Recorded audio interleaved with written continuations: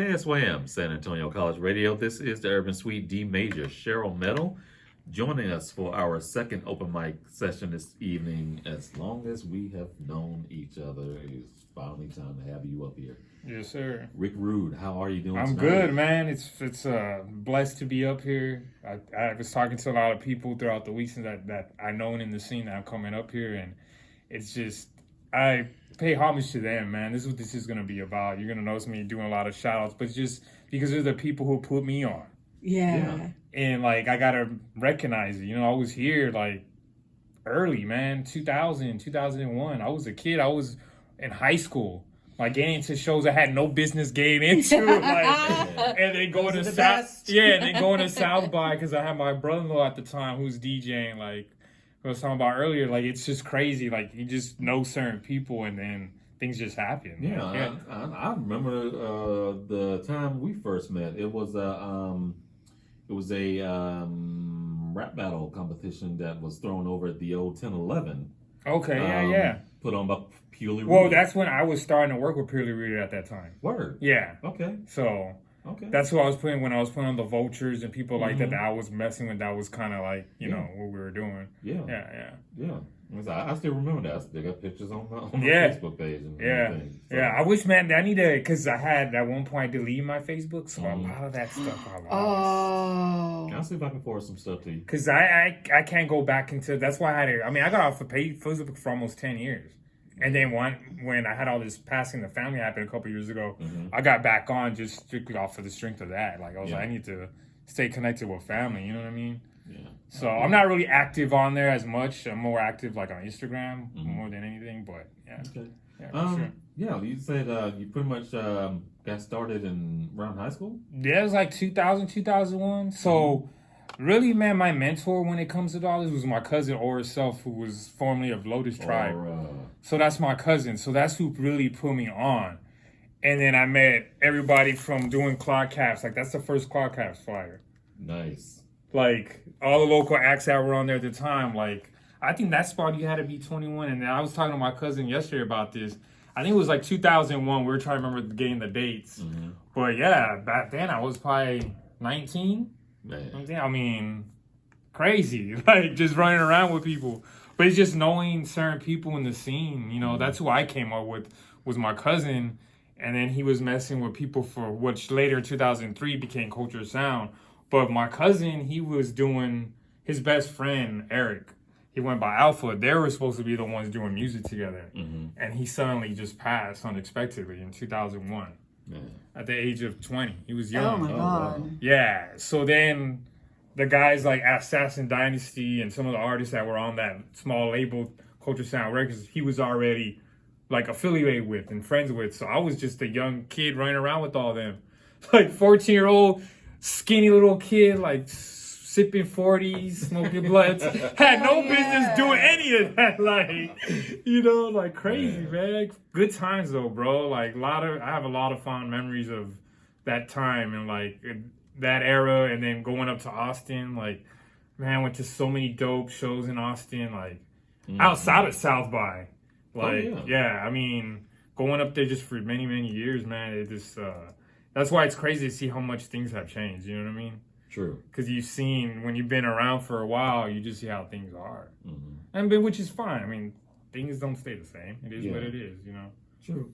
But at the same time, that feeling, that essence, you know, kind of changes up too. So, yeah. Yeah, and that's what I was to say, like, Claw Cap, shout out to all the graffiti, you know, artists who started all that, you know, like Lost Crew and CN and Suffer and all these guys. Louis Dollars, who was tuning in earlier, he's known me for a long time. Like, all these people, like, I was a kid, man, right? Like I said, running around with these dudes. It's just wild to go back and think about these things and reminisce. It's like, man, it's crazy. Man. Yeah, like I said, I'm just amazed at, you know, how deep in the culture you've been for so long. I mean, you got a stack of CDs over here. Some of them that I do have, and some of them I'm looking at the first time. Seriously. Like right on top. It's amazing. Pull out some of the ones that you've got there. So that's AD was Assassin Dynasty. That was like the first album before they were even Culture Sound. Like, this was before that. I think one of the producer, mainly producer. I don't think he even produces anymore, but he's like overseas now. And then this is one of the guys, Pax's solo album. And I know y'all are familiar with, he used to be Cerebral Vortex, now he's Shaman Cassette. Yes. Okay, so Yes. him and Jazz, full circle, got this album they did together. And released it exclusively on tape. They have a second, I think the second. Yeah, they did a part 2. Part 2 is out late last year. late last year. So it's crazy because that was Jazz's label. Yeah. So we were building the other day because I was like, hey, name and get some dates right because I'm going to come up here and talk. So, like, Buddy, he's from Philly. So he was part of the crew later on. And then they ended up forming, it was like them, cats from AD, and then other homies in the group that just ended up doing this project together. Nice. And then actually back then, I don't know if you're familiar with Backwoods Studios. That sounds familiar. They done a lot of stuff with oh god, I can't remember. I'm having a brain fart right now. The main dude that's part of he's been doing Billy Woods. Billy Woods. Okay, so is Blacklick part of that too as well? I think so. Okay. They have a lot of different people like under that label now. Yeah. But when they first started, Shrapnel. Yeah. So I think was like Mark Speck was part of them back in the day. Forgot who else, but supposedly from what the homies told me, this album they wanted to put on their label. Word. But I don't know what happened exactly to all that. But there was just that era of like San Antonio, and then you had like Virtual Vertigo, which was Simon Consensus, which he went by Cerebral Vortex at the time.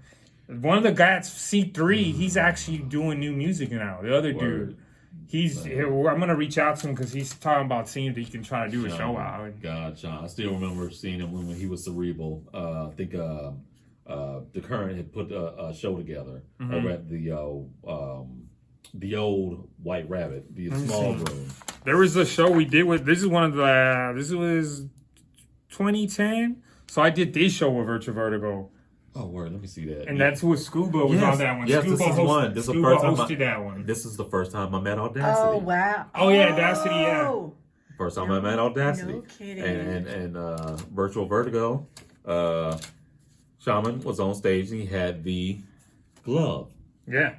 Yeah. At the Power Glove. I have a video of him using that on my YouTube, old YouTube I have, but yeah. I mean, this is another album from him, and he had production from Jazz on it too.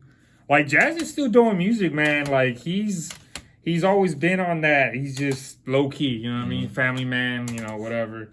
But what was I gonna say? Oh, and then of course this was like the last crew I was really messing with was the Vultures. Yes. And then some of the guys from the group they did KIN, which they were on that show.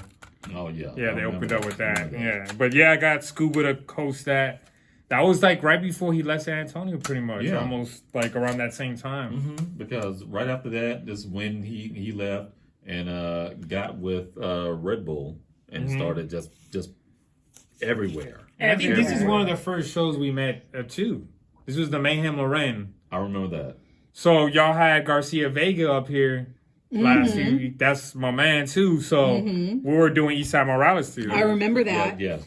I remember this. For sure. And yeah, it was great because Vega didn't want to get into much. And I'm like, no, we need to go back in history because I remember you from way back. And he's like, oh my God. Man. Hey, we're going to talk more in just a minute with Rick Rude, so y'all stay tuned. In this block of music, we have, speaking of some classic stuff, the latest from Mad One and Ruler Y, and a track from In Trade. But right now, not from San Antonio, but definitely dope.